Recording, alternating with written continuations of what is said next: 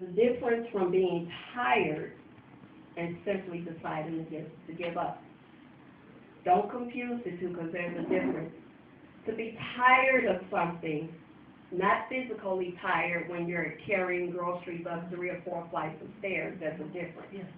When you're tired of a situation, or you're tired of the everyday life, when you're tired, you simply resolve to do something about it. You don't say, okay, I just had it, I'm throwing in the towel. Now when you're giving up, that's totally different. Yes. That means you resolve to do nothing. You're going to go home, you're going to stay in your house, you're not going to call anyone, you're not going to accept any calls, you're going to turn your phone off, you don't want to be reached, and right now you just want to give up, you don't want to be helped. So you have to watch it when you get to that point. Now to decide to give up is a dangerous thing because you open the door for isolation. Yes.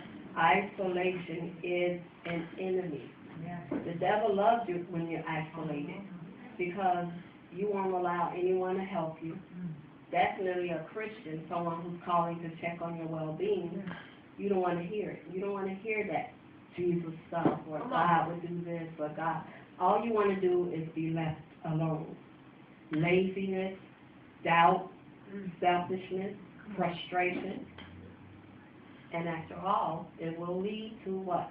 Depression. Yes. And depression is of the devil. Yes, yes. These are not fruits of the Spirit, and they certainly don't come from God. So, you know, the devil is working in your life, in all our lives. He seeks to destroy. He finds a crack, he makes it into an inch. Then it becomes a mile. So we have to watch what we allow in, or we have to watch when we isolate ourselves. Yes. Romans 12:12, rejoice in hope, be patient in tribulation, but be constant in prayer. You have to stay in prayer. When you feel like giving up, know that God is ever present. Yes. In the complexity, in the chaos, He is not the author of confusion, but He will be with you in that confusion. Yes. You have to recognize God. You have to see through that situation. Look for Him if you have to look for Him. He's in that situation, whatever that situation is. God may call us to go down a difficult path, but being that God can't lie, His promise to be with us is a promise we can hold on to. Deuteronomy 31:6 says, be strong and courageous. Do not be afraid Yes. or terrified, for I am with you. Yes. We have to get that up here. Yes. Get it up here Yes. and let it work to here. Uh-huh. We have to if you have to meditate on God does not lead Yes. you, then you do that. You have to speak that to yourself daily. So think about David's words in Psalm 23:4. Yea, though I walk through the valley of the shadow of death, I will fear no evil, for thou art with me. Thy rod, thy staff, they comfort me. Personalize it. Yea, though I walk through the valley of the shadow of death, I will fear no evil. You are with me.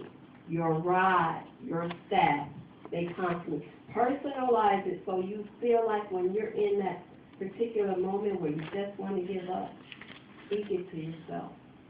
And Jesus' words to his disciples, Matthew 28:20, and teaching them to obey everything I have commanded you, and surely I am with you. How often? Always. To when? The end of the age.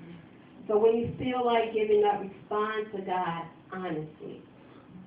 Even though He knows that you're at your wit's end, God hears an honest prayer. Even when it's messy. Because when you're at your lowest and you're calling out to God and you're praying and you don't know what you're saying, you're just calling out for help. Your prayer is all messy. God hears that prayer. That is the type of prayer that he acts upon, because he sees you at your lowest, and you're calling out to him in honesty. God is big enough to bear an honest load of disappointment. Because when you're at your lowest, you got a lot of disappointment in situations, in your job, in people, in family, in yourself. But be not dismayed. And that word dismayed means be not disappointed, because I am with you.